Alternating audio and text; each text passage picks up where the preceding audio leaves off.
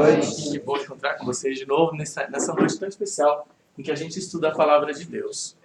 Hoje eu estava saindo de casa, perto da hora de sair, e teve um acidente bem na esquina, sabe? Que dó. Um motoqueiro, um rapaz de caminhonete passou na rua preferencial. A gente escutou a batida. Eu fiquei pensando, ele estava conversando ainda, mas sentindo muito o ombro, a gente chamou a polícia. Eu fiquei pensando, como que essas coisas podem acontecer sempre, né? Sempre a gente está sujeito. O rapaz de moto estava na faixa certa, ele estava na dele, né? Preferencial, e o caminhonete entrou. E aí ele reconhecia, ele falou, puxa vida, eu tô errado e tal, desculpa. Eu fiquei pensando, puxa vida, né? Podia ser qualquer um de nós. A gente tem que estar sempre esperto, sempre de olho, sempre ligado em Deus, né? Não quer dizer que não vai acontecer coisa ruim. Mas já pensou se morre numa dessas assim, pá, rapidinho? Tem que estar ligado sempre com Deus. Se morrer do lado certo. Né? Quanta coisa. Mas que bom estar aqui com vocês. Hoje a gente vai entrar em algum assunto novo. Nós vamos falar sobre seita também e tal. Mas a gente tinha que fechar, amarrar o que a gente estava discutindo, concluir bem fechado o assunto das 2.300 tardes e manhãs, porque foi aí que a gente entrou também no assunto do anticristo, né? A gente falou do arrebatamento, e aí entra a questão de seita, para a gente entender isso. Estão preparados? Sim. Maravilha. E tudo que a gente estuda aqui tem que ser um estudo bíblico, tem que ser baseado na Bíblia. A gente acredita que a Bíblia é a palavra de Deus, é ou não é verdade? Então a gente tem que ter o fundamento totalmente baseado na Bíblia. Você sabe que tem uma palavra que hoje é negativa, mas que nós, a princípio, gostávamos dela. Você vê como que as palavras mudam de sentido. Hoje a palavra fundamentalista é negativa, porque eles estão usando ela contra o pessoal fanático, muçulmano, radical, que eles leem lá no Corão que o cristão tem que perder a cabeça, e ele acredita mesmo, fala, então vou arrancar a cabeça deles, né? Então, a palavra fundamentalista é muito negativa. E hoje estão usando ela contra os cristãos que creem mesmo na Bíblia. Um exemplo, a criação em 6 dias. Vocês sabiam que hoje muitos cristãos estão chamando de fundamentalistas aqueles que acreditam que Deus criou o mundo literalmente em 6 dias de 24 horas? E aí eu vi isso na televisão, no programa, vocês são fundamentalistas, e aí já é um xingamento isso. Poxa, eu não quero parecer um fanático e tal. Então, por causa dos muçulmanos radicais, a palavra fundamentalista ficou negativa. Parece que é ruim você acreditar exatamente no que está na Bíblia. Aí o pastor Rodrigo Silva, ele definiu alguns termos. Ele diz que nós temos que ser radicais. Olha como que essa palavra também ficou diferente. Porque radical, quem aí é bom de gramática, de português, radical vem de que palavra? Raiz. É raiz. Como que é raiz em espanhol? Raiz. É raiz também, não é? E radical. Mas a palavra radical quer dizer raiz. Não é? Quando você vai fazer um negócio na planta, na raiz, é na radical da planta. Então o pastor Rodrigo fala assim, já que a palavra fundamentalista é tão negativa, mas nós temos que estar bem fundamentados. E fundamentados na Bíblia. Mas nós temos que ser radicais no sentido da palavra radical, que é ter raiz.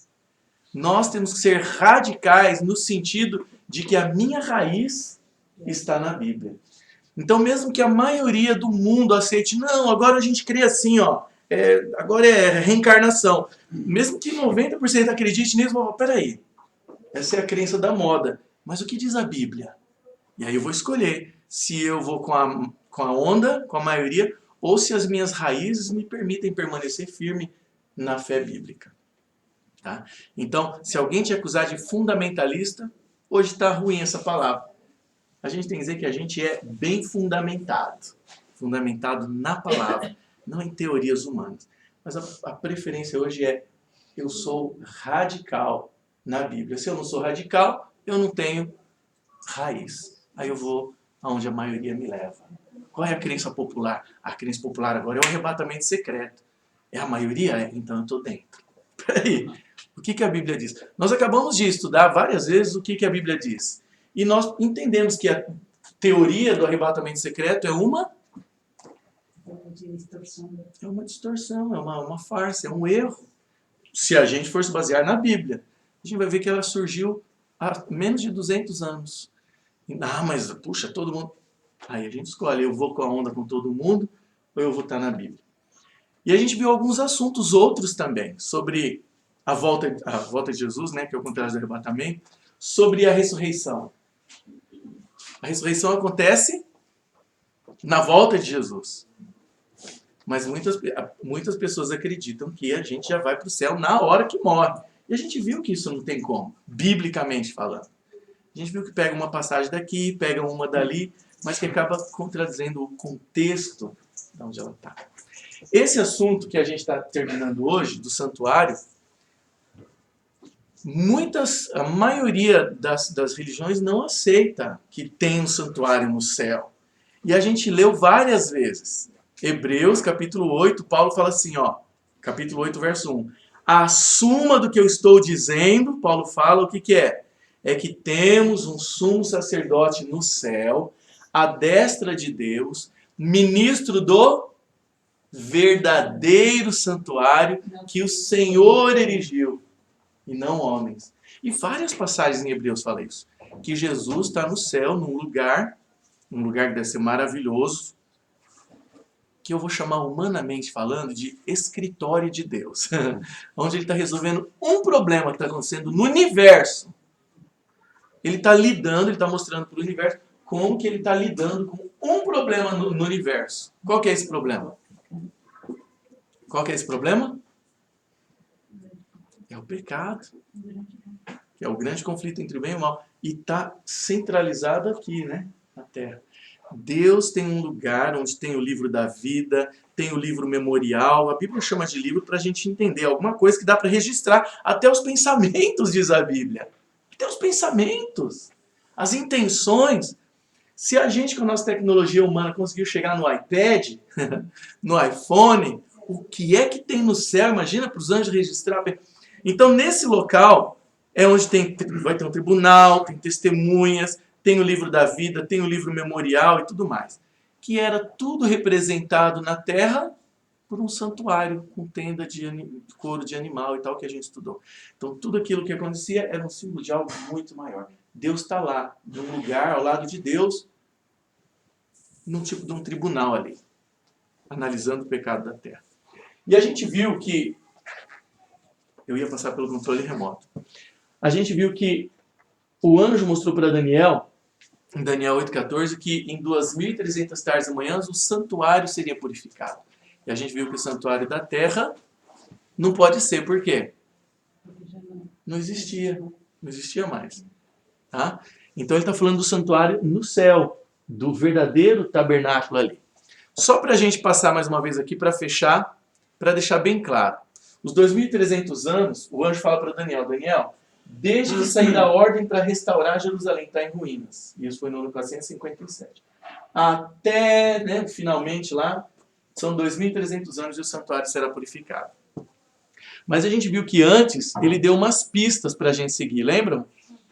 Está destacado ali 70 semanas. Tá?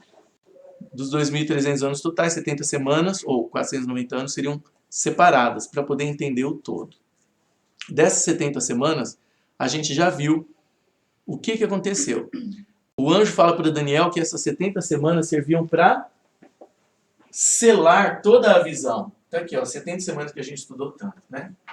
Aí o anjo fala, Daniel, nessas 70 semanas vai ser a cessação dos pecados, vai acontecer isso e tal, e vai selar a visão. Quer dizer, se tudo que ele falou aqui dentro das 70 semanas dá certo, então é porque o resto vai dar também. Se a profecia começou na construção do santuário, 457 anos antes de Cristo, 2.300 anos, né, você chega até o ano 1 aqui e começa a positivar aqui, dá 1844. Recapitulando, vocês lembram o que aconteceu aqui na última semana? Lembra que o anjo falou, Daniel, 70 semanas estão sobre o teu povo, e aí você vai contar 7 semanas e mais 62, dá 69 até o ungido, Jesus foi ungido aqui. Aqui eu coloquei o ano 1 só para a gente saber que aqui está vindo no negativo, aí chega aqui positivo. Aí vocês lembram o que aconteceu no meio da última semana? Jesus foi crucificado. E aí marca a última semana. A gente falou que os dispensacionalistas, eles jogaram essa última semana das 70 para o futuro. Só que aí, como você mesmo falou, se as 70 semanas servem para selar o resto da contagem, não faz sentido deslocar para o futuro. Tinha que estar aqui. Tudo assim, linear. Bateu? Deu tudo certinho? Então o resto também dá. Então tá, então alguma coisa aconteceu no santuário do céu em 1844. Santuário na linguagem que a Bíblia está usando. Nesse lugar onde Jesus está intercedendo por nós ao lado do Pai. O que acontecia no santuário da terra? No dia da expiação? O sumo sacerdote entrava para fazer expiação pelo próprio santuário. Por ele mesmo, pelo povo, pelo santuário. Era um dia de juízo. E o povo, do lado de fora, enquanto sabia que ele estava lá dentro, ficava como? Em oração. Senhor, permita que o meu pecado lá seja perdoado. Porque a qualquer momento, depois de terminado o serviço, o sumo sacerdote ia aparecer. Ele ia sair. E isso era um símbolo da volta de Jesus quando sair do céu. Na Bíblia não fala como que isso acontecia. Mas diz que os que não tinham confessado seu pecado eram expulsos de Israel. Como? Como que o sacerdote sabia? Será que Deus falava para ele, ó, Arão, ou o que fosse, ó, fulano, né? Manda eles, expulsa eles de Israel porque eles não confessaram o pecado. Que interessante isso. Era um símbolo também da volta de Jesus, que quem não quer confessar o pecado, não quer aceitar um Salvador, não vai poder ir para o céu, não tem chance, não tem como ir para o céu sem um Salvador, sem alguém que cobriu e perdoou os seus pecados. Essa é a tabelinha que a gente viu bastante. Hoje eu quero fechar com ela. Ficou bonitinha essa aqui, não ficou? Fala aí. Não? Eu gastei tempo com ela. Tá? Então, alguma coisa passou a acontecer a partir de 1844. Veja. Muitos ensinam que quando Jesus voltar, aí é que ele vai começar um juízo. Mas quando ele voltar, o juízo já está feito. Porque nas comparações que ele fala assim, ó, que como um pastor ele vai separar as ovelhas dos bodes. E ele fala que ele vai voltar também para dar a cada um conforme as suas obras. Em Apocalipse fala que cada um vai ser julgado conforme o que estava escrito nos livros. Então veja, quando Jesus aparece no céu, não é hora de começar um juízo. O juízo já vai estar feito. Quando ele sair do santuário, né? Quando ele fechar o livro, já não tem mais intercessão. Quem está salvo, está salvo. Quem está perdido, está perdido. Não muda mais. O juízo já vai estar feito. E é por isso que nós chamamos, desde 1844, seria essa segunda fase de Jesus como um sumo sacerdote, esse termo não está na Bíblia, mas a gente tem que achar um nome técnico, não é? A gente chama de juízo investigativo, que é um juízo que está acontecendo agora para ver quem vai e quem não vai. Deus precisa disso? Não. Não. Deus sabe quem vai e quem não vai. Para que esse juízo e registros nos livros? Para nós mesmos depois, para os anjos poderem usar. Quando Jesus volta, então, o juízo já está feito. O juízo começa desde 1844. Olha que interessante. Na Bíblia tem uma passagem que diz que os últimos pregadores que vão estar pregando no mundo, eles pregam assim, ó, em Apocalipse 14, 6, 7. Eles falam assim, ó, temei a Deus e dai-lhe glória, porque chegou a hora do seu juízo. Quer dizer, a Bíblia dá várias evidências de que o juízo começa no céu antes. Ah, pastor, mas essa palavra juízo investigativo não está na Bíblia, então não é bíblico. A palavra trindade está na Bíblia? Mas é uma doutrina bíblica ou não? Eu estou achando que vocês estão com medo hoje, não sei. Eu estou ameaçador hoje? Não. Eu não, né? A palavra trindade não está na Bíblia, mas é um termo acadêmico, vamos dizer, que se usa para entender um princípio bíblico.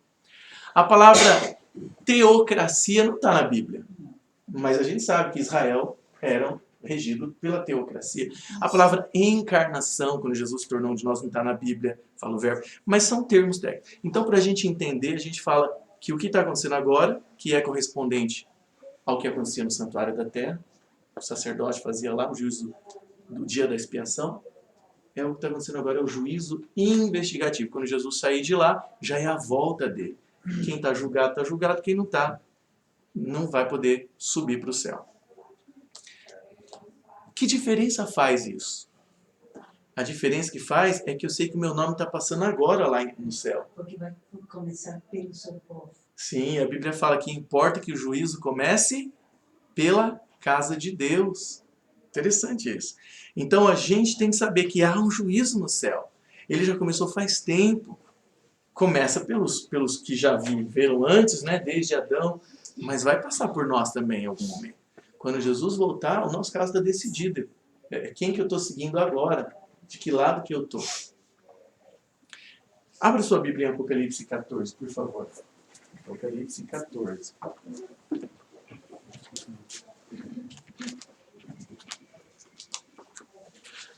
A gente já estudou o Apocalipse aqui, a gente lembra que ele tem muitos símbolos, os símbolos dele são bíblicos. Apocalipse 14. Aqui ele vê no capítulo 14, no verso 6 e 7, ele viu, até mais para frente ainda, que é o primeiro anjo que aparece, ele viu 3 anjos voando pelo meio do céu e tendo um evangelho eterno para pregar ao mundo. Lembra que o Apocalipse é simbólico? Anjo prega evangelho? Não. Tem um trecho que Paulo fala que Deus não deu isso aos anjos. Ele confiou isso para nós pregar o evangelho. Mas no Apocalipse esses anjos pregam o evangelho. Porque anjo é um símbolo dos cristãos também. Símbolo, tá? Não quer dizer que voa e tal. Não tente. Lá no comecinho de Apocalipse capítulo 1, ele fala, ele dá essa interpretação. Apocalipse 1, 20. Anjo também é mensageiro, né? Ele fala no finalzinho do capítulo 1, verso 20. Quanto às 7 estrelas, são 7 anjos das 7 igrejas. Tá? Quer dizer, os líderes das igrejas. Então a palavra anjo também é mensageiro. O Apocalipse é simbólico e a gente sabe que ele está falando aqui de pessoas pregando o evangelho. E ele diz assim, ó, vou ler agora, capítulo 14, 6 e 7. Vi outro anjo voando pelo meio do céu, que ele já tinha visto um monte de anjos e tal. Tendo o que para pregar? O evangelho eterno. Anjo não prega o evangelho. Aqui é um símbolo dos filhos de Deus. Para pregar aos que se assentam sobre a terra e a cada nação, tribo, língua e povo, dizendo em grande voz, temei a Deus. Veja, o povo de Deus pregando o evangelho no mundo, como anjos voando pelo meio do céu. Temei a Deus e dai-lhe glória, porque é chegada a hora do seu juízo. Vocês conhecem algum grupo religioso que está pregando que já começou o juízo? Eu não conheço nenhum. Só, por enquanto, eu só conheço os adventistas que pregam isso. Já começou o juízo. Temei a Deus, dá-lhe glória. Já começou o juízo. Eu não conheço nenhum outro grupo pregando isso. Tá? Temei a Deus e dá-lhe glória, porque é chegada a hora do seu juízo. E aqui está uma mensagem do sábado embutida aqui. E adorai aquele que fez o céu, a terra, o mar e as fontes das águas. Aqui ele pegou quase ipsis literis, quase as mesmas palavras que estão no 4º mandamento. No 4º mandamento fala assim, ó, lembra do dia de sábado para guardar, tal, né? Porque em 6 dias, fala no mandamento, fez o Senhor o céu, igualzinho quase.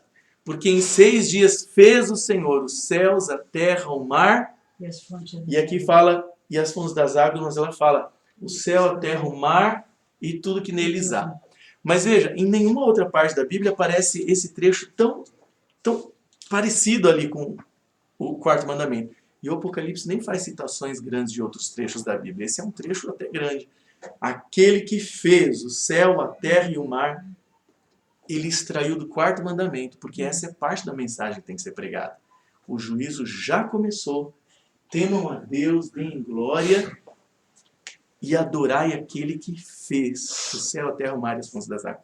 Você sabe que tem muitos cristãos hoje cedendo para a teoria da evolução? Quando a Bíblia fala adorar é aquele que fez, mas ele fez do jeito que está narrado aqui na Bíblia.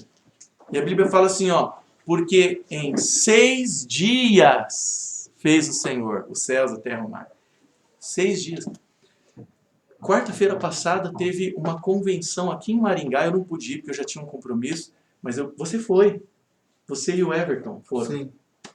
Eu pedi para o Everton, falei, Everton, tenta ir lá como espia.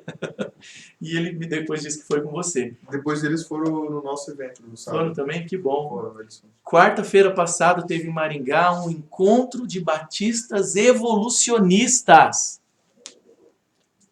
Ou seja, a ideia de um Deus criador está morrendo em alguns meios evangélicos. E a mensagem que aqui no Apocalipse está dizendo para a gente pregar é que já começou o juízo desde 1844. Se a gente for considerar que o que está acontecendo lá é uma sombra do que acontecia aqui, e que o anjo falou para Daniel que ia começar a purificação do santuário aqui, o santuário da terra não existia, então é uma segunda fase do ministério de Jesus, de juízo. Agora veja, nós temos que pregar que já começou o juízo e para o povo adorar a Deus que fez, o Criador, fez os céus, a terra. Mas hoje tem muito evangélico que já está cedendo, falando assim, gente, mas assim, está falando de milhões de anos, deve ser, né? Está todo mundo falando, e agora tem evangélico querendo fazer isso. Deve ser meio difícil, né? A gente já estudou isso e a gente já... Não aqui, né? É impossível conciliar a Bíblia com a evolução. É impossível. Impossível. A Bíblia se torna uma mitologia. Ela não é mais real. Fala de 6 dias, não, mas 15 milhões de anos. Fala que a morte começou ali com o pecado de Adão, não, mas a morte sempre existiu. Olha que loucura. A mensagem bíblica está sendo diluída. E Deus tem uma mensagem forte para ser pregada ao mundo. E isso envolve a lei de Deus, a obediência aos 10 mandamentos, que não são mais hoje. O próprio Papa também, né? Sim, já falou que era Adão e Eva. A Igreja Católica oficialmente, foi o Francisco ou foi o Bento XVI que oficializou? Foi o Francisco. Oficialmente ele falou assim, não há problema nenhum de abraçar a fé e a evolução. A Igreja Católica oficialmente aceita a evolução. Né? Então ali a questão de 6 dias, não, ali é uma historinha, a cobra, não, que lá, né? Tudo se torna uma historinha, não tem mais literalidade. Olha que perigo, não é?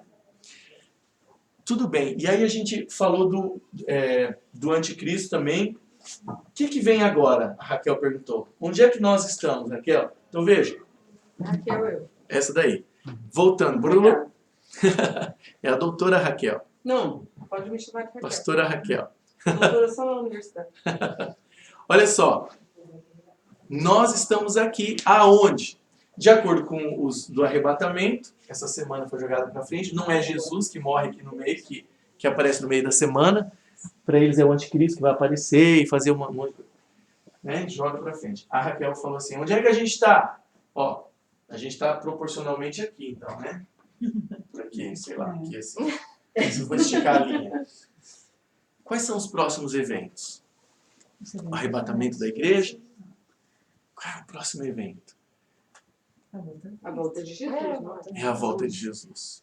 Agora, pastor, Mas a Bíblia fala que vai ter tribulação e vai ter perseguição e a igreja vai passar por ela. uma, talvez, comprovação de que o juízo já está sendo feito e quando Cristo voltar é que já está decidido. Não é que os mortos ressuscitam, que estão dormindo no Senhor, ressuscitam primeiro. Exatamente. Quando Quer ele dizer volta, que isso já sabem que mortos têm que... os mortos em Cristo ressuscitam, os que não estão com ele continuam mortos, porque já está definido Então, já está definido. só depois do milênio. É uma outra marca também que mostra. Por isso que ele fala que ele vai vir para dar a cada um conforme as suas obras, já está determinado, conforme o que está escrito nos livros. Então, olha só. Onde é que a gente está? A gente está pós-1844, esperando Jesus sair do santuário, desse lugar no céu, para resolver definitivamente o pecado. O que vai acontecer antes? O mundo vai chegar num ponto, e a gente está vendo o Brasil está indo rapidinho nessa direção, o mundo vai chegar num ponto em que você vê que as pessoas perderam a noção. As pessoas perderam a noção do que é profano, do que é santo, do que é errado, do que agrada a Deus. As pessoas, o pecado está fazendo o povo ficar doido, gente. Você vê que há partidos políticos, eu não vou falar, não quero parecer político, mas você vê que tem gente que tem uma ideologia por trás do partido de esquerda que aprova sexo com criança, aborto, tudo de ruim. Esse dia eu recebi um negócio no WhatsApp que eu achei muito até pesado sobre aborto, falando Não, tem muita que coisa. Maria devia ter abortado Jesus. Olha só que loucura. Negócio muito louco. Aí eu vi tava lá o Jean Willis e um lá junto com ele do partido dele, falando assim, ele pegava a Bíblia, você vê, com raiva. Ele falava no balcão lá, falava assim, ó, eles acreditam nesse livro, esses cristãos malditos, ele falava.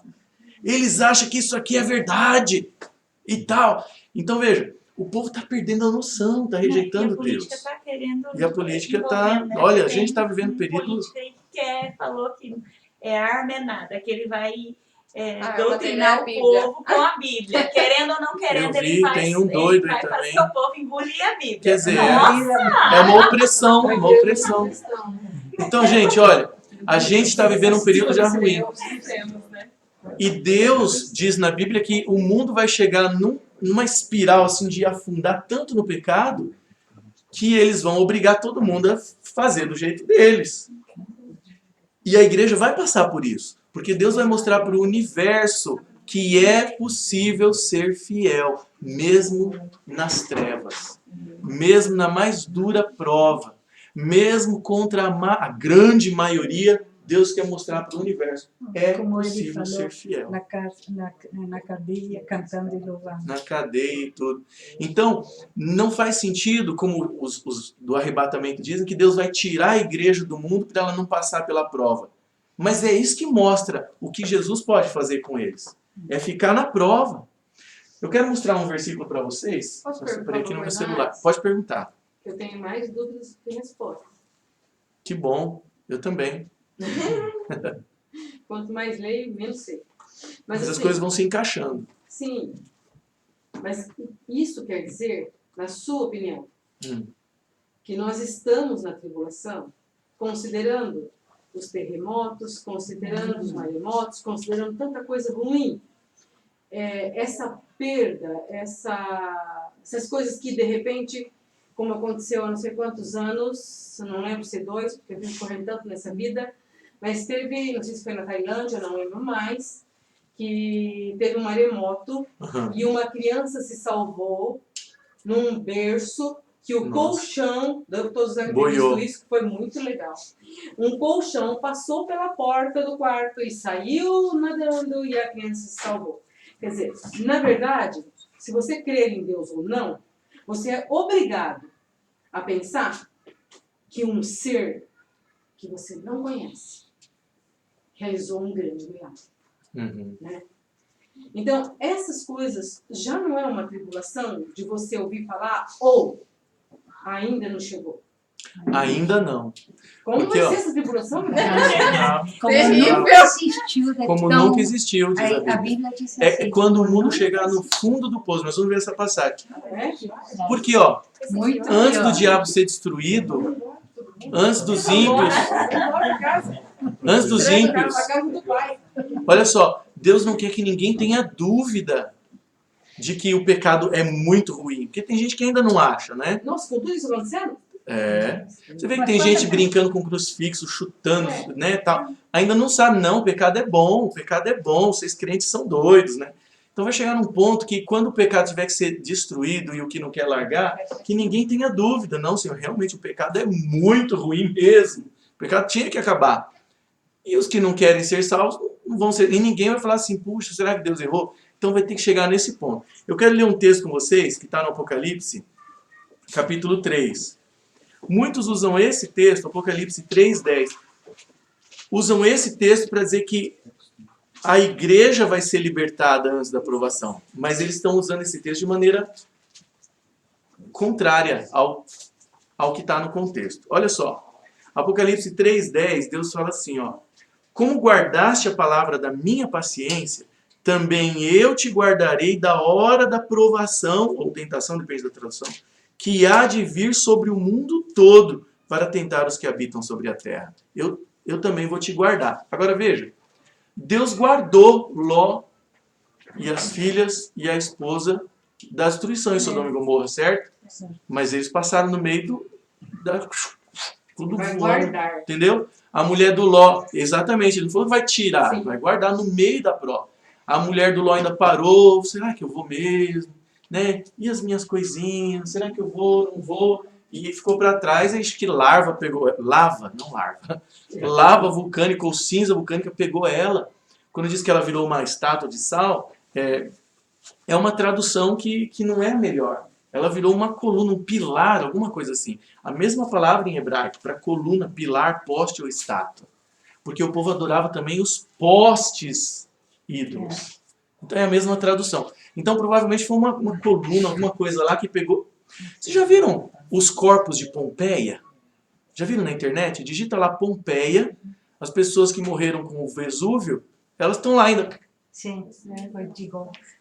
Tá? Porque foi assim, Herculano era a cidade mais próxima do vulcão. O povo de Herculano pegou mais calor, cozinhou, ficou só os ossos.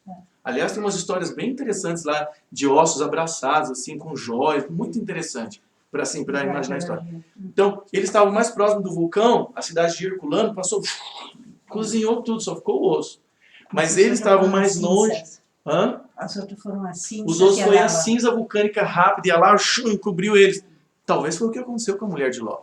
Aí o povo que achar que tudo é historinha. Não, olha que historinha, a mulher virou uma estátua. Não, talvez é a questão da tradução, uma coluna. E de sal, talvez por causa do enxofre, de tanta coisa lá. Tá? Mas veja, o que eu quero dizer. Deus livrou Ló e a família. Mas eles passaram pelo meio da prova. Ela ficou para trás, dançou. Tá? Deus livrou Noé no dilúvio e os filhos dele. Guardou ou não guardou? Mas eles passaram pelo dilúvio, ficaram dentro do barco, lá no meio da prova. No meio do dilúvio, sentiam o cheiro do cocô do elefante, do leão. Já pensou? Eles estavam seguros ali, mas estava feio o negócio para eles também. Tá? Era o melhor lugar para estar naquele momento. Então, usam esse texto de maneira errada, como a gente vai ver em outra passagem. Deus fala, eu também te guardarei da hora da provação, que vai vir sobre o mundo todo. E foi Jesus mesmo. Está com a gente. Foi Jesus mesmo que falou da tribulação como nunca mais, em Mateus 24. Também, Mateus 24 fala que vai ser 21. como nunca houve. E aqui em Apocalipse 7, tá bom? É em Mateus que ele fala. É em Mateus mesmo. O discurso de Jesus. Em Mateus 24 ele fala dos finais dos tempos, como seria. E veja como é difícil. Ele fala, ai das grávidas, das que amamentarem. Apesar de que ele é mais a destruição de Jerusalém. Apocalipse 7, 14. Aliás, para ficar mais claro, vamos ver o 13. Ele está vendo uma visão do céu, as pessoas que chegaram lá. E aí ele diz assim, que Apocalipse 7, 13 e 14. E um dos anciãos me falou, dizendo, estes que estão vestidos de vestes brancas, quem são e de onde vieram? Quem são esses aí, Senhor? E ele responde. Aliás, perguntaram para ele, né? E no verso 14, João falou, Senhor, tu sabes. E aí o anjo respondeu, ele me disse, estes são os que vieram da grande tribulação e lavaram suas vestes e as branquearam no sangue do Cordeiro. Passa pela tribulação ou não? Passa. A doutrina do arrebatamento secreto quer fazer a gente não se preocupar com prova. Quando você vê que todo mundo desapareceu, aí você fala, opa, agora eu vou me preparar, mas aí a gente tem que estar pronto quando Jesus vier. E a gente vai passar pela prova quando chegar. Tá? Onde que a gente está? A gente está perto disso. Só que a Bíblia fala ainda que vai haver um sinal. O sinal, entre aspas, né, da besta. E a gente já viu isso no Apocalipse, no nosso estudo também. Mas só para a gente recapitular. Por isso que eu perguntei. Oi? Por isso a resposta para Raquel, que ainda não chegou a tribulação. Ainda não. Vai ficar feio quando for imposto um sinal. Apocalipse 13. Vamos lá ver? Parece que é tanta tragédia, tanta coisa ruim, tanta coisa que se você olha na televisão, você não está lá. Mas imagina as pessoas perderem tudo, as suas roupas, seus documentos, sua família. Mas imagina que Deus esperou para destruir Sodoma e Gomorra quando já atingiu não tinha o máximo. Nenhum. Bom, atingiu quando o já máximo. Tudo era. Parece que piorou. E nós estamos chegando num ponto parecido com Sodoma e Gomorra. Sim. Tá esfriando, né? Tá acabando. Tá acabando o amor e tudo, tá ficando bravo. Se vocês perceberem, tem um detalhe interessante quando o Ló falou para os taradinhos lá, que queriam estuprar os anjos, está em Gênesis 19. Quando Ló falou para eles, né? Falou assim, por favor, não façam isso. Ele errou, ele estava tão desesperado que ele errou. Ele falou, tem 2 filhas aqui, ó, virgens, faça com elas. Doido, né? Ele pensou, pô, vou deixar eles fazer com os anjos, né? Só pelo menos aqui é homem com mulher, né? Ele errou na hora do desespero. E a gente vê que os cidadãos da cidade que queriam transar com os anjos, que apareceram em forma humana, eles usaram um argumento que é o mesmo que se usa hoje. Está na Bíblia. Eles falaram assim, ó, quem te colocou como juiz aqui? Não é isso que falam pra gente? Quem é você para dizer o que é certo e o que é errado? Quem te colocou como juiz? Né? Lógico que eles falaram no outro tempo, falou, você chegou aqui, você é o único estrangeiro, acabou de chegar e quer ser juiz aqui? É o que dizem hoje. Você é juiz? Quem é você para dizer o que é certo e o que é errado? Os mesmos argumentos. Nós estamos chegando nesse ponto. Aliás, pior. Porque os de Sodoma e Gomorra não tinham tecnologia, não é? Para cortar o órgão sexual e transformar em outro. Que pelo jeito não funciona, tá? Mas só para transformar, para dizer que mudou. Tá? Claro que não é impossível. Tá? O masculino implantar, jamais. Tá? Agora veja, nós estamos chegando nesse ponto e vai piorar. Tem uma doutrina de um grupo de cristãos que dizem que é o contrário, que o mundo, à medida em que o evangelho vai sendo pregado, eles ensinam que o mundo vai melhorando. E aí vem 1000 anos de paz, simbolicamente. Mas não, a Bíblia diz que vai piorando por causa do pecado. Apocalipse capítulo 13, ali diz que no final vai ser imposto um sinal, não é? Verso 16, Apocalipse 13, 16 a 18. Esse é o próximo evento que a gente está aguardando, que tem tudo para acontecer. A todos os pequenos, os grandes, os ricos, os pobres, os livres, os escravos, quer dizer, com todo mundo, nação toda, faz esse poder, que a Bíblia chama de besta, faz que lhe seja dada certa marca sobre a mão direita ou sobre a fronte, a testa, para que ninguém possa comprar ou vender, senão aquele que tem a marca, o nome da besta ou o número do seu nome. E aqui está a sabedoria. Aquele que tem entendimento, calcule o número da besta, pois é número de homem, esse número é 666. E Apocalipse 13, qual, pastor? 13, 16 a 18. Obrigado. Veja, o Apocalipse foi dado numa linguagem que os cristãos devem entender, porque eles leem o resto da Bíblia. João está usando no Apocalipse uma linguagem que quem lê a Bíblia fala, gente, eu li isso em algum lugar. Ah, ele fala isso em Daniel. Aí é que está a interpretação. Na hora que João falou isso, os cristãos que receberam, os guardas acharam que ele estava doido, né? Os guardas, que ele estava em prisão na ilha de Pátmos. Mas na hora que chegou na mão dos cristãos, eles falaram, olha só o que vai acontecer. Louvado seja. Eles entenderam. Porque João está usando, a gente viu isso no Apocalipse, um código da Bíblia para interpretar a Bíblia. Hoje, os cristãos não lêem muito a Bíblia. Então, eles fazem interpretações absurdas. Por exemplo, até saiu na novela lá da Record, é um chip para eles, o sinal da besta, que vai estar na testa ou na mão, e ninguém vai poder comprar ou vender, é um chip de computador implantado debaixo da testa ou debaixo da mão. Ah, pastor, mas tem gente que já está usando. Tem, mas isso é uma distração. Porque não é isso que a Bíblia está dizendo. A Ana Maria Braga mostrou uma vez um brasileiro que tem um implantado aqui, ó. Ai, meu Deus. O que é isso, então? É para facilitar o comércio. Nós vamos chegar lá. É para facilitar o comércio. Passa na maquininha ali, ó, já desconta no sua conta e tal. Eu duvido só. Já pensou, vão cortar sua mão. Ninguém vai querer pôr na testa se for o chip, né? Porque vai ficar um calombinho. Agora veja, pensa nisso. Antes de existir o chip de computador, há quantos anos existe o chip de computador, hein? Pequenininho. Uns 40 anos, talvez? Porque antes era grande, era uns transistor, né? São uns 15 anos aí. Não, uns 15, 20 anos. O que quer dizer isso? Quer dizer que João teria escrito um negócio, pensa bem, Ele está escrevendo para os servos de Deus. O Apocalipse, capítulo 1, ali no começo ele fala que Deus deu a revelação para ele escrever para os servos de Deus. Então ele está usando a Bíblia, que eles entendem.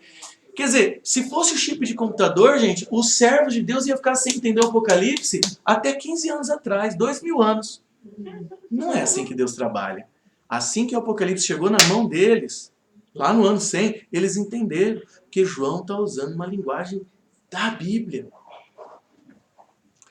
Olha o que é que tem que estar na mão, na testa ou na mão. É a lei de Deus. Nós vamos ver agora na Bíblia.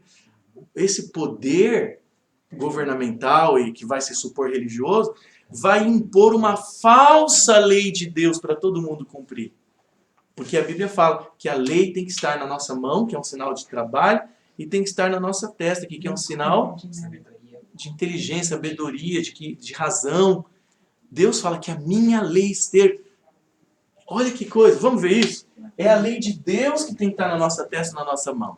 Então o sinal imposto vai ser uma falsa lei de Deus, para substituir a lei original. Imagina os cristãos, na hora que eles leram o Apocalipse, abrem Deuteronômio. Eu tenho certeza que eles lembraram desse texto aqui na hora. É aqui que nós estamos na história do mundo.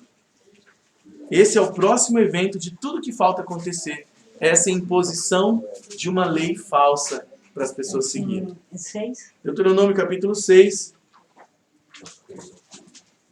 versículos 6 a 8. Veja só. Apocalipse, Deuteronômio 6, 6 a 8. Deus fala assim, ó, estas palavras que hoje te ordeno estarão no teu coração. E veja, no capítulo 5 ele tinha acabado de repetir os 10 mandamentos, tá? Se você voltar um capítulo, você volta uma página, capítulo 5, o que está escrito lá? A repetição. Deus tinha acabado de repetir os 10 mandamentos, ele está falando da palavra dele, tá? E aí lá no capítulo 6, então ele fala, estas palavras, é a lei dele, estarão no teu coração. Verso 7, tu as inculcarás a teus filhos, quer dizer, pôr na cuca dos teus filhos, e delas, dessas palavras, falarás, assentado em tua casa, andando pelo caminho, ao deitar-te, ao levantar-te, manter viva a palavra de Deus.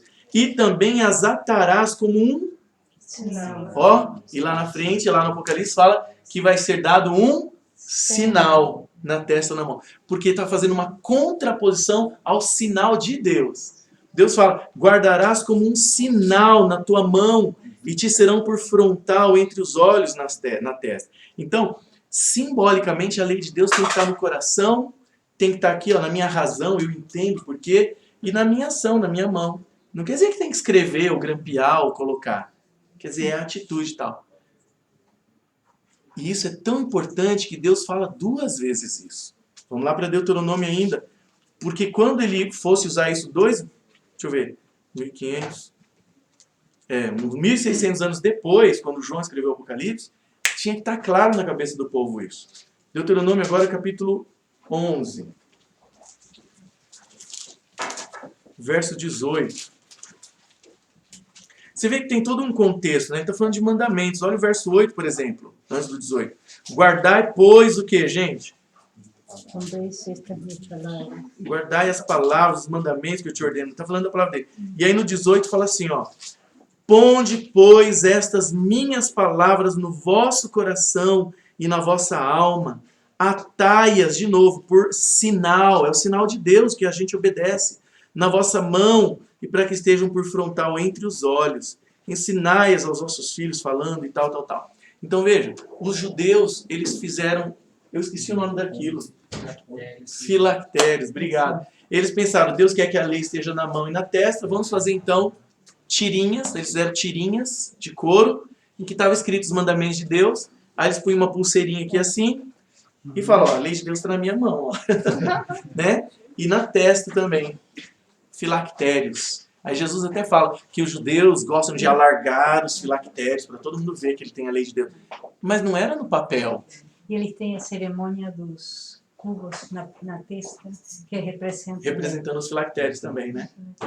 Então eles escreveram, colocaram aqui na mão os mandamentos, né? As tirinhas e na testa. Não é isso que Deus estava falando. Deus queria que tivesse na ação, é o que eu faço, é obedecendo a Deus, ou o que eu não faço. E está na minha mente. Pode dizer. Não sei se você já chegou assim, no 18, onde ele fala: Aqui é a sabedoria, tá aqui na sabedoria. Aquele que tem entendimento, calcule o número da besta. O que quer dizer o 666? Olha só, quando a gente estudou o Apocalipse, a gente Sim, viu que João está a gente já usando, fez. um sinal, ele está usando símbolos, bastante símbolos de Daniel. Lembra? Daniel, quando ele fala de Roma, ele fala que Roma era a quarta besta, que ele viu 4 animais bestas, né? Vocês lembram disso? Daniel vivia em Babilônia e ele viu 4 animais saindo do mar. Então ele falou de onde ele estava ainda, 600 anos antes de Cristo. Ele falou que o primeiro era um animal assim, assim era Babilônia. O segundo, Medo-Pérsia. O terceiro, Grécia. E o quarto animal, ele fala que era terrível e espantoso, que pisava, destruía. Foi sob o governo romano que os cristãos foram trucidados também, perseguidos. E ia mudar a lei de Deus também. Tá? Então João, depois no Apocalipse, ele pega as imagens de Daniel e fala a partir de onde ele está agora. Daniel estava lá em Babilônia, então quando ele viu Roma, era o quarto animal. João viveu nesse período. Então João viu 2 bestas. A primeira é Roma, onde ele está agora, e a segunda ele fala que seria um governo mundial que vai se unir depois para seguir Roma ainda, para impor a obediência de acordo com Roma. Então veja, 666. Na Bíblia não tem nada significativo com relação ao número 6, a não ser a criação do homem no 6º dia. É número de homem, ele fala lá. Né? O seu número é 666, é número de homem, quer dizer, é coisa humana, não é de Deus, é uma religião humana. É uma coisa feita pelo homem. E outra, ele está usando o número 6, que era número de divindade em Babilônia. Porque quando eles falavam 3 vezes é porque era É afirmação, forte era o uma negócio. verdade, né? E veja só, Mas você o número 6 era um número do paganismo babilônico. Em Daniel capítulo 2, capítulo 3, aliás, quando o rei Nabucodonosor manda erguer uma estátua para todo mundo adorar, olha a conexão que João está fazendo no Apocalipse. Ele fala que essa besta, todo mundo tem que adorar. E tem o sinal dela, que é 666. Em Daniel 3, quando o rei Nabucodonosor ergue uma estátua para todo mundo adorar, olha a medida dela. 6 por 60. João está buscando usar símbolos de Daniel para dizer o que vai acontecer no final dos tempos. Então ele usa o número 6. E 600 era o Deus a divindade maior babilônica.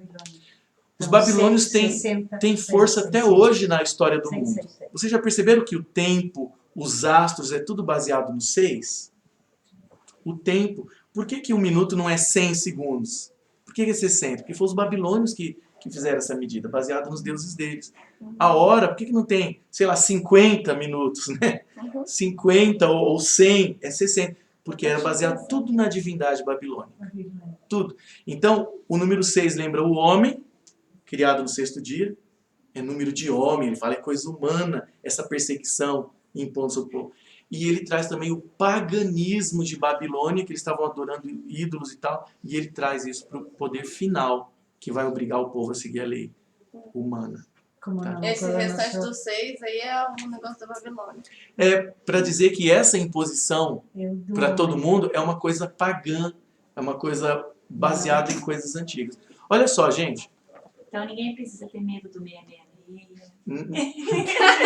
A gente tem que ter medo de não obedecer a Deus. Não obedecer a Deus. Olha só, Babilônia. Porque desde quando Olha só, a gente já falou isso aqui uma vez. O chip não pode ser um sinal da besta, porque veja, muito ateu vai falar assim, eu não quero esse negócio. Aí quer dizer que ele vai estar salvo porque ele não tem o chip, mesmo sendo ateu? Percebeu? É um desvio, é uma enganação isso. O sinal da besta, a besta que João fala, que Daniel fala primeiro, é Roma. E em Daniel 7:25 ele fala assim, ó, que Roma, esse quarto animal, ia destruir, ia perseguir o povo do Altíssimo, que é os cristãos. Roma crucificou muito cristão. Jesus foi o primeiro. Hã? Quantos matou com os leões? Puxa, jogava os cristãos para morrer na arena, lá no Coliseu, com leão, e com gladiadores, e muitos foram crucificados. Então ele fala que Roma era um reino terrível.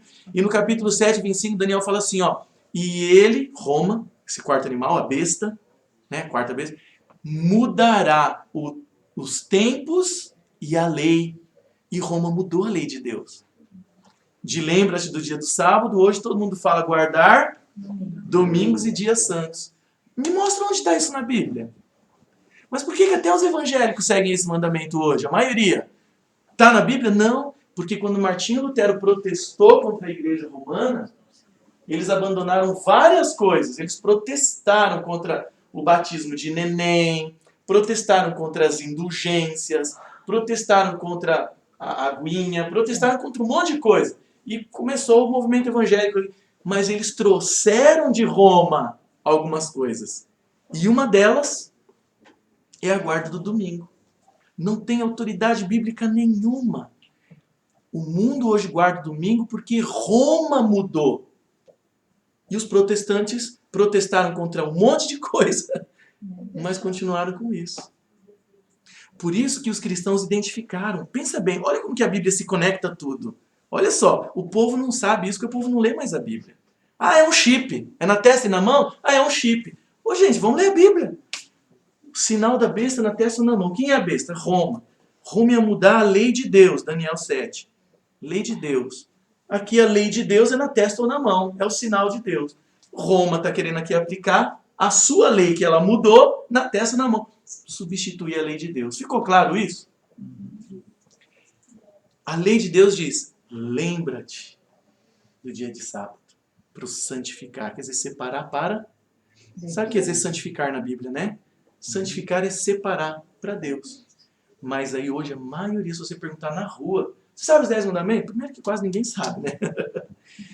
A maioria vai falar assim, não matar, não roubar, né? Não, né? Não. Mas os que falarem, eles vão seguir o católico. Sabiam disso? Mesmo evangélico. Ele vai falar assim, amar a Deus sobre todas as coisas. Aí vai pular o segundo. Porque o segundo fala para não fazer imagens e adorar. Mas a maioria pula, não sabe. Aí pula para o terceiro como se fosse o segundo. Não dizer o nome de Deus em vão, guardar domingos e dia santo. Essa é a lei romana, a lei do homem. É número de homem. O sinal que vai ser colocado na testa ou na mão é uma perversão do que Deus tinha mandado colocar na testa ou na mão. Os 10 mandamentos. Roma mudou e vai impor todo mundo. Vocês acham que isso está acontecendo ou não? Já, claro. O padre de Maringá, eu já mostrei um vídeo aqui para vocês, né? O padre aqui de Maringá, ele já está fazendo de tudo para que todos guardem o domingo. O Papa Francisco, na semana passada, saiu na revista Isto É. Eu não sei se eu cheguei a postar no grupo. Postei, né? De novo, falando, gente, o domingo é o dia de guarda. É o domingo, não é o sábado.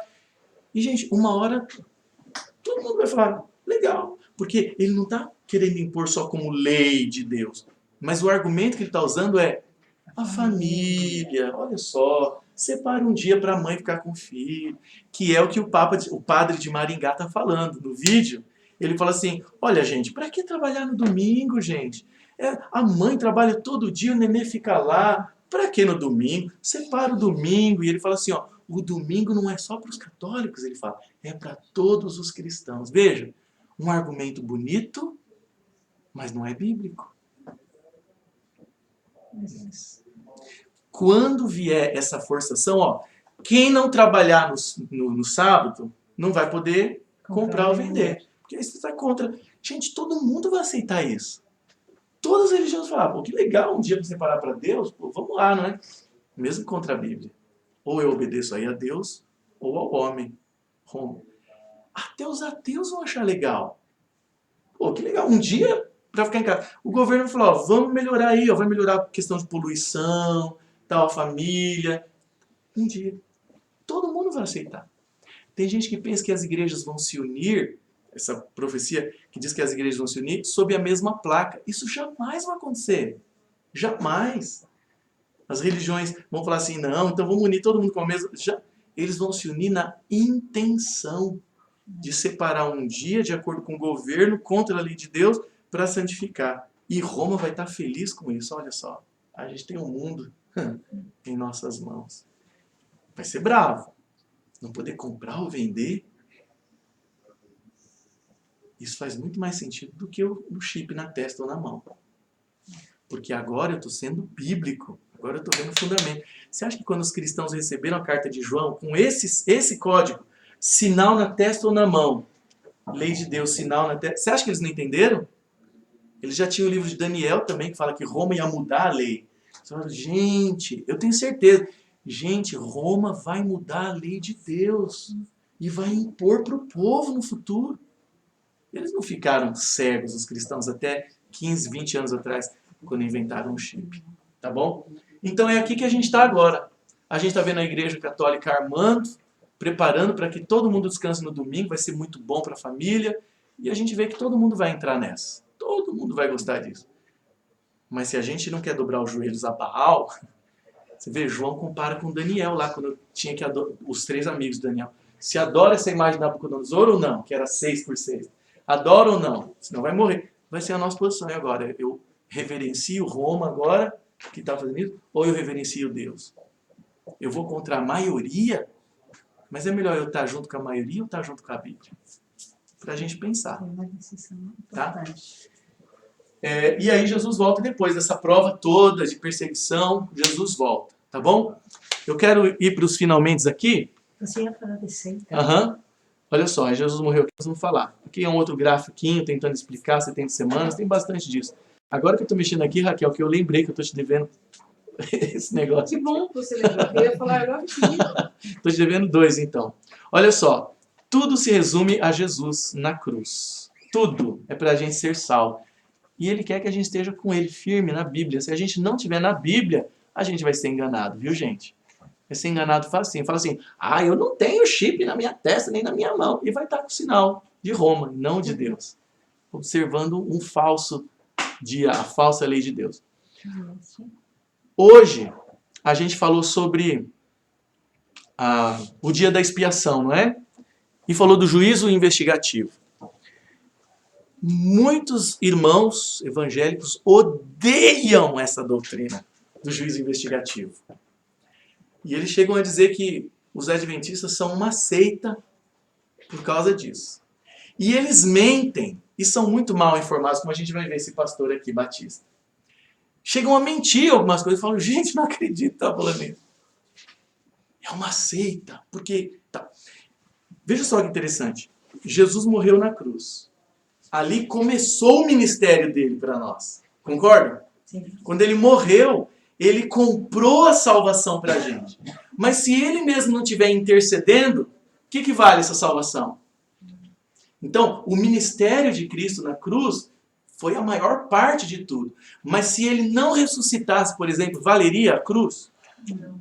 Então, começou esse grande ministério, ele pagou o preço. Ele ressuscitou, foi para o céu, está intercedendo por nós e vai voltar. Quando ele voltar, aí completa o ministério de Jesus. Mas a maioria dos evangélicos diz que não. Os adventistas dizem que a cruz não foi suficiente. Não é isso. Que a cruz... Não, está lá, Jesus morreu quando ele disse... É o que ele diz. Quando ele disse, está feito, não tem nada de juízo investigativo e tal. E aí chegam a dizer que a gente é uma seita, porque a gente acredita que Jesus ainda está no ministério trabalhando por nós. Se fosse só lá no passado, na cruz, há 2000 anos, está tudo cumprido lá, mas então a gente não tem que contar a ressurreição dele, a intercessão, perdão, e a gente sai fora e volta, ele perdoa de novo. O ministério da cruz ainda está em ação. Lá ele pagou o preço, e agora ele está aplicando os méritos daquele preço. Se a gente não tem um intercessor agora, se ele não está no ministério agora, continuando a cruz, olha o que esse homem fala. E a gente vai continuar esse assunto a semana que vem, tá? Olha o que ele fala, ele é um pastor, hein? Notem bem, muita gente acredita que adventista do sétimo dia é um crente que, em vez de ir na igreja no domingo, vai na igreja no sábado. É só isso. É alguém que, em vez de guardar o domingo, fala, a gente que é evangélico, batistas, nós guardamos o domingo. O adventista é igualzinho e ele guarda o sábado. Isso não é verdade. Os adventistas, na realidade, não são crentes. Eles não são nossos irmãos da fé. Os adventistas, eles são uma seita. A gente vai ver o que Uma seita que ensina doutrinas muito perniciosas e que não são expostas para você num primeiro momento. Presta atenção que ele está O que acontece? Os adventistas, assim como outras seitas, eles ensinam coisas, a princípio, que atraem você. Pronto. Então eles chegam para você e dizem coisas bonitas, do tipo que Deus é maravilhoso, que Deus é justo, que Jesus morreu pelos nossos pecados. E tudo isso cria uma certa identificação. Mas, na realidade, a doutrina principal dos adventistas é uma doutrina que muitos dos irmãos nunca ouviram falar, que se chama a doutrina do juízo investigativo. É isso que a gente falou, tá? Jesus Já ouviram falar dessa doutrina? Nunca ouviram falar? Nunca ouviram falar porque os adventistas do sétimo dia, eles não contam essa doutrina para as pessoas. Eles só vão ensinar essa doutrina para as pessoas depois que as pessoas estão envolvidas na seita. Aí, eles puxam da manga a doutrina do juízo investigativo. Por que vocês acham que o nome da seita é Adventista do Sétimo Dia? Por quê? Ah, porque eles creem que Jesus virá. Não. Não. Não é. Não sabia. Ah, eles creem que Jesus acontecerá o advento dele. Não. Não. Não é isso. Eles creem que Jesus já veio. Já veio. Por isso se chamam adventistas. Eles creem que Jesus já veio, sabe quando? Em 1947. Só que ele não veio à Terra. Havia uma profecia deles dizendo que iria à Terra. Ficaram esperando, foi o dia da grande decepção, ele não veio. E então disseram o seguinte: a profecia se cumpriu sim, mas ele não veio à Terra. Ele entrou no Santo dos Santos Eles não Celestial. gostam dessa ideia, de jeito nenhum. Note bem. Existe, os irmãos que conhecem o Velho Testamento sabem que havia um tabernáculo, o templo do Antigo Testamento, tinha um lugar santo e o Santo dos Santos. O Santo dos Santos era onde era realizada a expiação dos pecados uma vez por ano por todo Israel. O sacerdote entrava lá uma vez por ano, no Santo dos Santos, e realizava a expiação pelos pecados do povo. Tudo bem. Aí também. Ele fala o seguinte: no céu tem o Santo dos Santos. Em 1947, Jesus entrou no Santo dos E Santos. quem Tudo nascia errado essa por ideia. isso. E quando ele entrou lá, ele começou Olha o que ele fala da a cruz. fazer a expiação dos pecados da humanidade. A E está expiação. fazendo isso até hoje.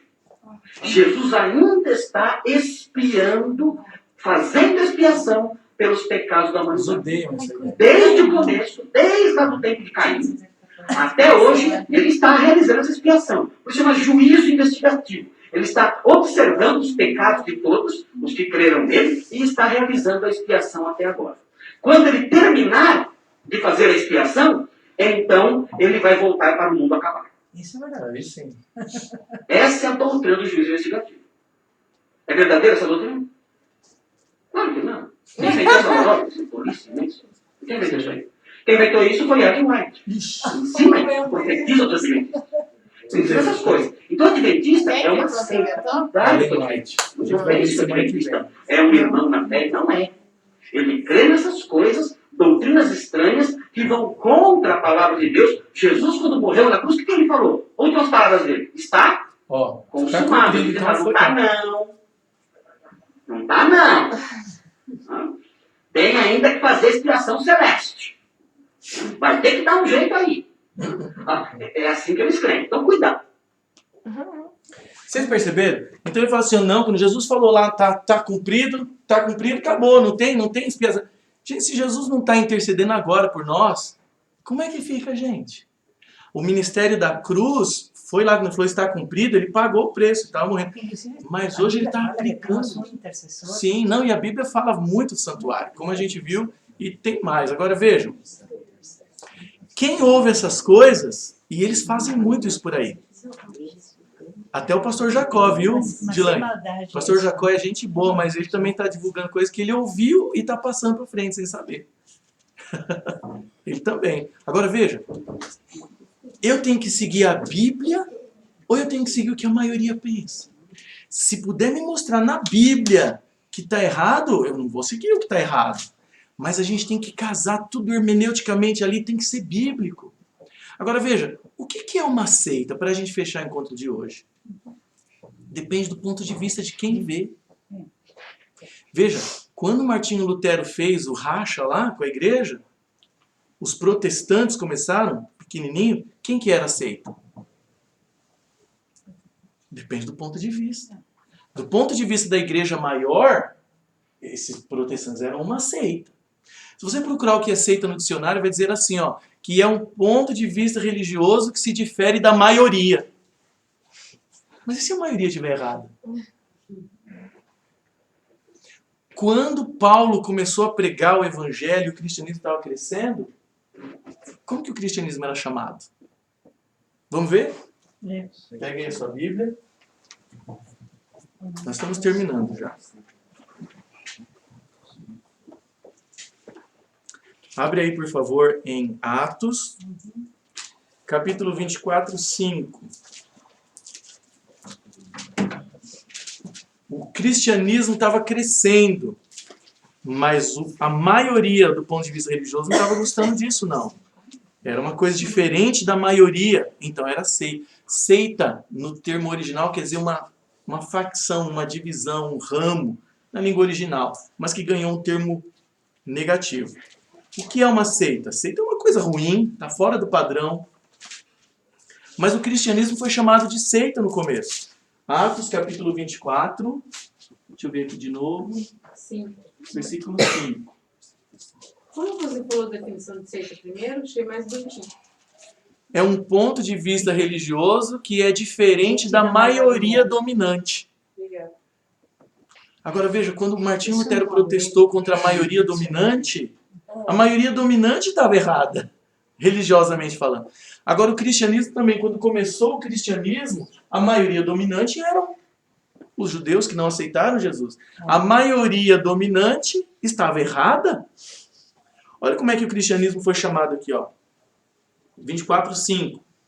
Porque tendo nós verificado que este homem, é a acusação contra Paulo, que este homem é uma peste, disseram eles, e promove sedições entre os judeus esparsos por todo o mundo, sendo também o principal agitador da seita dos nazarenos.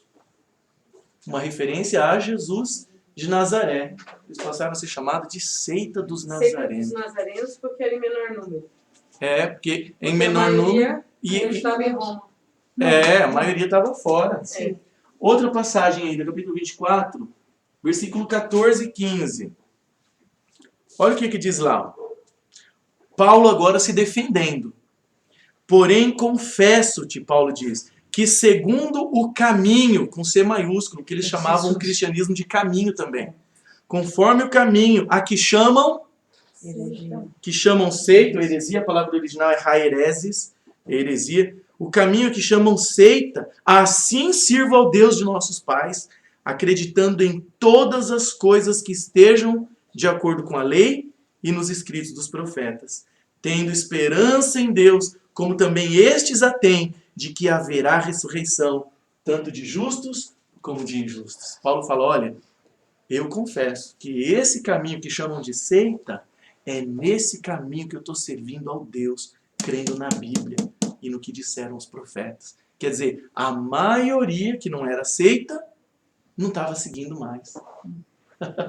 Tá? A ideia é divisão. A palavra é haereses, né? Que depois virou heresia, que é outro termo. Mas a palavra é um grupo, a parte de uma divisão, que hoje tem uma conotação negativa, como fundamentalista também. Atos capítulo 28, versículo 22 a 24. Atos capítulo 28, versículo 22 a 24. Olha que bonito que diz aqui, ó. Paulo se defendendo de novo. Estava sendo acusado de seita, mas ele estava seguindo a Bíblia. Ele diz assim, ó, contudo, gostaríamos de ouvir o que pensas. Não, ele falando para Paulo. Porque, na verdade, os acusadores dizem, é corrente a respeito desta seita, que por toda parte é ela impugnada. Havendo-lhe eles marcado um dia, vieram em grande número ao encontro de Paulo na sua própria residência. Então, desde a manhã até a tarde, lhes fez uma exposição em testemunho do reino de Deus, procurando persuadi-los a respeito de Jesus, tanto pela lei de Moisés como pelos profetas. Houve alguns que ficaram persuadidos pelo que ele dizia, outros, porém, continuaram incrédulos. Então, o que eu quero dizer aqui? Ó? A maioria dominante não cria naquela novidade. Para eles era uma heresia, era um absurdo, era uma seita. Mas Paulo estava tentando persuadir e mostrar a eles que esse era o caminho, era o da Bíblia que eles tinham desviado. Seita é uma palavra muito negativa. Mas se um dia o mundo todo escolher seguir o erro, e eu perceber que a Bíblia não está mostrando essa direção, o que é que eu vou preferir? Eu vou preferir seguir a Bíblia, mesmo que me chamem de minoria ou de seita, ou eu vou seguir a maioria? Questão de consciência. E se a maioria dominante estiver errada, eu não quero estar com eles. Mas veja que a heresia é quem não está seguindo a Bíblia. Eu prefiro seguir a Bíblia e vocês. E tudo que a gente tem lido, a gente está tentando trazer uma recuperação da verdade bíblica que se perdeu ao longo da história. Quando Roma mudou a lei de Deus, todo mundo abraçou, agora é domingos e festas. Quando Roma introduziu a ideia da alma imortal para poder adorar os santos, todo mundo abraçou a ideia. Os protestantes largaram a imagem, mas continuou com a ideia da alma imortal. A ideia era para o povo continuar trazendo dinheiro para a igreja, para orar pelos que morreram, para encaminhar eles, né? E para poder orar para os santos. Porque veja, se Paulo, Pedro, João, Maria não morreram, a alma deles está viva, então vamos orar para eles. Essa é uma ideia tão ruim que tem bíblias protestantes com comentários. Eu devia ter trazido essa bíblia para mostrar para vocês. A ideia é tão forte. Eu tenho uma bíblia que tem comentários, muito bons comentários, mas sabe a história de quando Saul foi consultar uma feiticeira, que ele queria falar com a alma do Samuel, porque ele já estava contaminado, eles estavam cercados de paganismo. E aí, no comentário bíblico, porque veja, ele descreve como se fosse mesmo, né? E então veio Samuel e falou e tal, né? E eles acreditavam que a alma de todos estava na terra. Então já faz do jeito que a pessoa acredita. A alma de Samuel subiu da terra, né? Com aparência de velho. A mulher fala, vejo um ancião com uma capa. Uma alma anciã com uma capa. E aí o Saul fala, é ele mesmo, é ele. E aí Samuel fala e tal. Era o diabo ali imitando. Mas no comentário que eu tenho, comentário... eu não lembro que bíblia que é aquela. Mas é protestante. Está escrito assim, ó. O comentário do editor da Bíblia, não é? Coloca assim, ó. Deus não permite que os mortos voltem. Mas nesse caso ele permitiu que Samuel voltasse. Para ensinar uma lição. Foi uma exceção. Não, ensina. Então veja, é uma doutrina tão terrível que engana até crente, gente. Tá? E aí vem a ideia do inferno eterno e tal. Então veja, por que é que chamam de seita? Porque eles não conhecem. Não conhecem o que a Bíblia está dizendo há muito tempo. Se vão chamar, eu espero que não. Seita, ao pé da letra, é quando não está mais seguindo a Bíblia. E eu quero só seguir a Bíblia. Eu não costumo falar mal de religiões. Estamos todos nós em busca da verdade, buscando crescer e seguir. Tem uma que eu falo, gente. Uma quando eu vejo, eu estou tendo estudo do Testemunho de Jeová. Eu falo, opa! Essa a gente pode chamar de seita. Por quê? Porque para eles Jesus não é Deus. Jesus foi criado por Deus. Imagina. Não pode orar para Jesus para eles. Porque Jesus não é divino. Jesus é uma criatura. Aí, gente, aí já é perigoso. Quais são as maiores características de uma seita? Proibir os seus adeptos, fechar eles numa caixinha bem apertadinha, para que eles nunca saiam. Eles são proibidos de ouvir o que outras religiões ensinam, porque senão eles vão descobrir a verdade e vão sair. Os testemunhos de Jeová eu não tenho medo de dizer. Exatamente. Eu não tenho medo de dizer, ali é uma seita mesmo. Quando alguém fala, eu estou tendo estudo, eu já falo, cuidado. Porque a pessoa vai ser doutrinada de tal forma que vai chegar uma hora que ela vai aprender assim, ó, tudo que você receber de doutrina, de lição, de rádio, que não é da torre de vigia, não ouça, porque Jeová pode te fazer você se perder. Que é uma característica maior para uma seita do que essa? Prender as pessoas em ignorância, para elas não olharem e ficarem sempre presas? E para prender as pessoas, eles são a única religião que traduz a própria Bíblia torcendo para enganar. Por exemplo, a palavra proskinel no grego é adorar. Jesus não pode ser adorado para eles. E eu tirei fotos das passagens que eu posso mostrar para vocês. Então, todas as vezes que a palavra proskinel no grego aparece em relação a Deus, então eles adoraram a Deus. Eles traduzem. Mas quando é para Jesus, a mesma palavra, e então eles prestaram homenagem a Jesus. Então veja, eles não creem que Jesus morreu na cruz, eles creem que Jesus morreu numa estaca, num tronco. Então eles traduzem a palavra stauros, que quer dizer cruz, em todo lugar, traduzem por toco, tronco, tá? Eles não creem que o Espírito Santo é uma pessoa, tem personalidade. Então eles traduzem o Espírito Santo por força ativa de Deus. Logo no começo do Gênesis, quando fala assim, ó, e o Espírito, no versículo 3 eu acho, e o Espírito de Deus pairava sobre as águas, diz a Bíblia. Mas eles traduzem que não pode o Espírito. E a força ativa de Deus pairava sobre as águas. Todas as vezes que batem na minha porta, que eu falo, você sabia que não tem a palavra de Jeová no Novo Testamento? Tem, na minha Bíblia tem, na sua tem. Eu falo para eles assim, ó, eu sou professor de grego do Novo Testamento. Eu tenho uma Bíblia aqui em grego, vem cá, eu vou te mostrar. Não, outra hora a gente vai. Por quê? Porque eles são proibidos de ver a verdade. Essa é a maior característica de já vocês. sei então como assustar eles, mandar Ele eles não embora. celebra. Fala pra eles que você tem. Não celebra o aniversário porque Vai para falar, mim aí, é vamos ver um negocinho de Então, ó, Jesus ali? Não falo mal de religiões, mas essa eu preciso falar, porque todo mundo que entra é uma armadilha em que a pessoa vai ficar presa para sempre. Ela só pode ouvir coisa da torre de vigia, que é o órgão que prepara as coisas. Qualquer outro folhetinho, mensagem não pode ouvir, para manter no erro, para sempre. Essa é a maior característica de uma seita. Tá? Agora, todos nós estamos buscando a Deus. Mas daí eles estão conhecimento sendo ignorantes. Está na ignorância. E Tá daí eles demais. estão sendo julgados por isso. Pela ignorância. Mas e se eles só sabem aquela verdade? Aí Deus vai julgar eles de acordo com a luz que eles têm, como é que eles...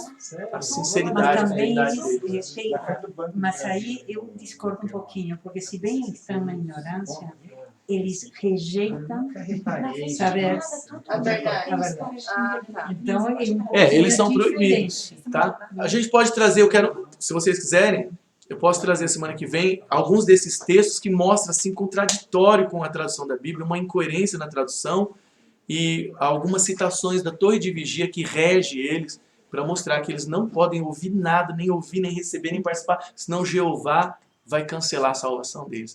E, gente, eles ensinam uma coisa horrível, que aterroriza as pessoas. Se você entristecer o Jeová, se a igreja te remover, ninguém da igreja deve ser seu amigo mais. Todos devem te desprezar, porque você vai para o inferno. E a pessoa passa todos os dias da vida dela aqui, até morrer, pensando, por que eu estou vivo? Se quando eu voltar, quando eu morrer, eu vou para o inferno, quando Jesus voltar. A pessoa fica louca. Há índices de pesquisa que mostram que a igreja que mais comete suicídio é Testemunho de Jeová, por causa dessa loucura que leva. Tá? Ah, mas ninguém vê que tá errado. Agora, mas eles são proibidos de ver. Eles são proibidos de ver. Deus é amor, você acha que Deus vai querer que o povo Pois se é. mata? Agora, enquanto nós estamos juntos estudando, trocando ideia sobre a Bíblia, o que é que Deus diz, o que é que está lá, o que diz o Senhor, nós não podemos ser chamados de seita. Enquanto estamos juntos trocando ideia e buscando junto a verdade. Agora, quando a gente parar de seguir a verdade para seguir a maioria, mesmo que eu esteja com a maioria, aí sim eu sou uma seita, se eu não estiver mais seguindo a Deus. Tá bom? Semana que vem eu quero falar dessa tal de Ellen White, que esse pastor aí falou, tá? Quem foi Ellen White? Será que Deus pode se revelar hoje para nós? Deus pode levantar um profeta, uma profeta? Pode. Se ele levantar, tem pé de igualdade com a Bíblia? Será que é o mesmo nível da Bíblia? Sim ou não? Como é que a gente faz para identificar um profeta de Deus ou não? E vou trazer algumas coisas mostrando também alguns perigos de seitas para a gente evitar. Tá bom? Semana que vem vai ser bem importante o nosso encontro. Passei um pouquinho da hora, mas eu espero que a gente tenha se divertido aqui com o que a gente aprendeu. Tá bom? Pastor, e os meninos que foram vigiar lá para ver a evolução? Eles são baseados em quê? Fiquei curiosa. Tomás, Evolucionismo teísta. Eles evolucionismo teísta. acreditam na evolução, Que Deus dirigiu a evolução. que Deus dirigiu a evolução. Isso aí. E qual versículo que eles usaram? Você viu? Não tem, eles querem Eles não teoria. têm base bíblica? não, eles querem se conformar com a maioria, com a ciência. E é da Igreja Batista. Mas tem outros Não, também. tem várias igrejas Juntas? assim, né? Eles vão pegando pessoas de várias igrejas, vão Ah, convidando. Mas, no caso aqui em Maringá, especificamente, eles estão fazendo a reunião em uma igreja batista. Mas, assim, eles são ligados, é uma organização mundial, eles recebem, acho que no Brasil eles estão recebendo 3 milhões de dólares, mais ou menos, o orçamento deles para o Brasil. Os Estados Unidos é muito maior o orçamento deles. Com esse dinheiro. Pra divulgar, Para divulgar difundir isso esse aí. trabalho. E o que eles estão fazendo? Que é aí que mora o perigo. Eles estão tendo grupos de estudo para difundir essa ideia com jovens. E, além de jovens, estão doutrinando os pastores evangélicos de várias igrejas. Então, eles estão fazendo cursos com pastores. Aí que mora o perigo. E esse moço que falou ali é da Igreja Batista. Eu só fiquei me perguntando, ele falando aquelas coisas assim, bem elucidativas, por que ele não prega a palavra de Deus na igreja dele, ao invés de ficar falando da igreja dos outros? É uma coisa simples. E falando errado ainda, né? Não. Que Jesus já voltou em 1947, não tem nada E mesmo que ele disso. tivesse certo, Que Ellen White que inventou a doutrina. E outra, só isso. Ali está atrelado um pouco de ignorância, né? Muita ignorância. Porque provavelmente ele pegou isso que alguém falou para ele. Sim, Ele não e tá pesquisou. passando pra frente. É ignorante, é antiético, não Podia tem processá-lo, nenhum compromisso com a verdade. Tem Pois é. várias coisas para falar dele. pois é. E eu vou ficar quieta. E além disso, eles estão indo em eventos também de jovens. Eles tiveram um evento agora, Vocar, em maio. A gente também estava lá junto, né, com o nosso stand. Eles estavam com o stand deles também. E nesses eventos tem as oficinas. Esses eventos era para... Tinha 800 líderes jovens do Brasil inteiro. E eles tinham uma oficina deles, já doutrinando também esses jovens. Já pensou? Com essa Por filosofia. isso que na Bíblia fala que nos últimos tempos aparece a gente como anjo pregando, temei a Deus e dai-lhe glória, adorai aquele que fez. E no mandamento fala que ele fez em 6 dias. A teoria da evolução, gente, mata a Bíblia. Porque veja, a Bíblia diz que a morte começou quando Adão e Eva pecaram, não existia morte. Mas a evolução, se Deus guiou a evolução, Deus guiou através de um processo de morte, de matança, o mais apto, vencendo. Não existe pecado. Não existe pecado. Tá bom, amigos? Vamos fazer uma oração? Não, te lembra da comida. Da comida. Pai querido, muito obrigado, Senhor, por esse estudo que nós temos, trocando ideias e procurando nos aprofundar na Tua palavra, Senhor. Nós temos percebido muitas coisas em que o seu ensino bíblico foi desviado da Bíblia, mas nós queremos permanecer no que o Senhor revelou. Que a Tua revelação, que a Tua palavra escrita, Sagradas Escrituras, sejam o nosso fundamento de verdade e de orientação e de entendimento da realidade. Ajude-nos, Pai querido, a sermos radicais nesse sentido, de não sairmos do que o Senhor revelou. Ajude-nos a estarmos firmes na fé, a continuarmos buscando, crescendo e que o conhecimento nos eleve mais ao Senhor. Ajude-nos, Pai querido, a não ensinarmos antes de verificarmos a verdade, a percebermos a verdade, em vez de espalharmos o erro. Que o Senhor esteja conosco, que nós estejamos sempre firmes na fé e no amor cristão. Abençoe, por favor, a vida de cada um de nós, do alimento que vamos ter, e abençoe, por favor, este lar que nos recebe. Te suplico nos entregando, em nome do Senhor Jesus. Amém.